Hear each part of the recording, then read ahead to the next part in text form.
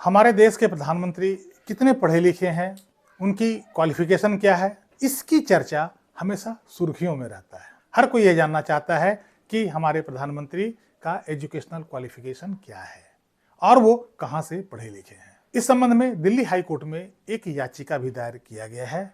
आज हम इसी याचिका के संबंध में इस अंक में चर्चा करने जा रहे हैं। नमस्कार, इस अंक में आप सभी का बहुत बहुत स्वागत है।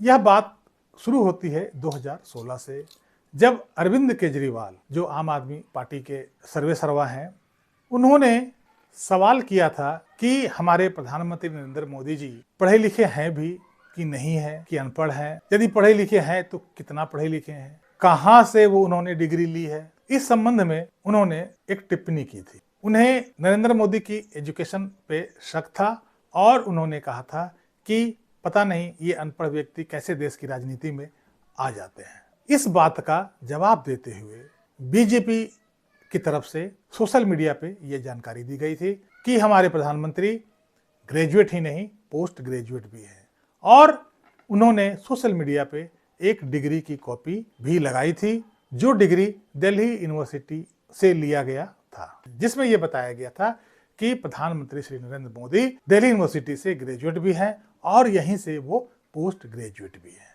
इसके बाद एक आरटीआई एक्टिविस्ट नीरज कुमार गुप्ता ने दिल्ली यूनिवर्सिटी में एक आरटीआई लगाया, जिसमें यह सूचना मांगी गई थी कि 1978 में, मतलब जिस समय प्रधानमंत्री श्री नरेंद्र मोदी जी वहां से ग्रेजुएट हुए थे, उस साल कितने विद्यार्थियों ने वहां से ग्रेजुएशन की थी, कितने विद्यार्थियों का रजिस्ट्रेशन हुआ था और उनका कितना परसेंटेज मार्क्स मिला था, सबका डिटेल्स, नाम, फादर्स नेम, पता और उनका रजिस्ट्रेशन नंबर, और उन सब ने कितना कितना मार्क्स हासिल किया था, इस सब का वो जानकारी मांग रहे थे उस आरटीआई के थ्रू। दिल्ली यूनिवर्सिटी के सेंट्रल पब्लिक इंफॉर्मेशन ऑफिसर ने इस जानकारी को शेयर करने से मना कर दिया। उसने कहा कि ये जानकारी आरटीआई के तहत नहीं आता है, क्योंकि यह थर्ड पार्टी जानकारी है, थर्ड पार्टी इंफॉर्मेशन है, हम किसी की प्राइवेसी को लीक नहीं कर सकते हैं। आप दिल्ली यूनिवर्सिटी से संबंधित कोई जानकारी यदि आप मांगते हैं तो उसका स्वागत है, लेकिन थर्ड पार्टी जानकारी देना ये आरटीआई के एक्सेप्शंस में आता है, जिसकी जानकारी हम नहीं दे सकते हैं। इसके बाद नीरज कुमार गुप्ता ने सेंट्रल इंफॉर्मेशन कमीशन में याचिका लगाया। सेंट्रल इंफॉर्मेशन कमीशन ने कहा कि चूंकि दिल्ली यूनिवर्सिटी स्टेट के अंदर आता है, यह एक स्टेट ऑर्गेनाइजेशन है, इसलिए दिल्ली यूनिवर्सिटी आरटीआई के तहत आता है। दूसरी बात कि यह जो इंफॉर्मेशन है वो कोई एक्सेप्शन में नहीं फॉल करता है, इसलिए दिल्ली यूनिवर्सिटी को जो आरटीआई में मांगे गए हैं इंफॉर्मेशन वो उसे देना अनिवार्य है। इसके बाद दिल्ली यूनिवर्सिटी ने इस आदेश के खिलाफ दिल्ली हाई कोर्ट में एक याचिका लगाया। केस का नाम था university of Delhi versus Neeraj Kumar Gupta.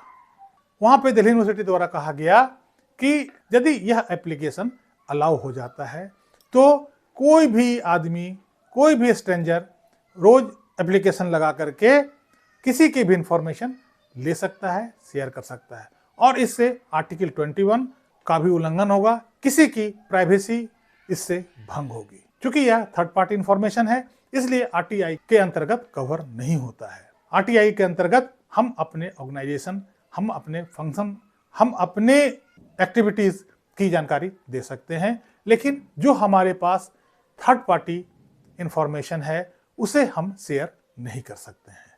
यह किसी का पर्सनल इंफॉर्मेशन होता है, जिसमें उसका नाम, उसके पिता का नाम, उसका पता, उसने कितना मार्क्स ऑब्टेन किया है, सभी मेरे पास होते हैं, और इसको हम शेयर नहीं कर सकते हैं किसी थर्ड पार्टी को। ऐसा होने लगे तो कोई भी व्यक्ति, किसी भी व्यक्ति का इंफॉर्मेशन यहां से ले सकता है, जो कि उसके राइट ऑफ प्राइवेसी का उल्लंघन माना जाएगा।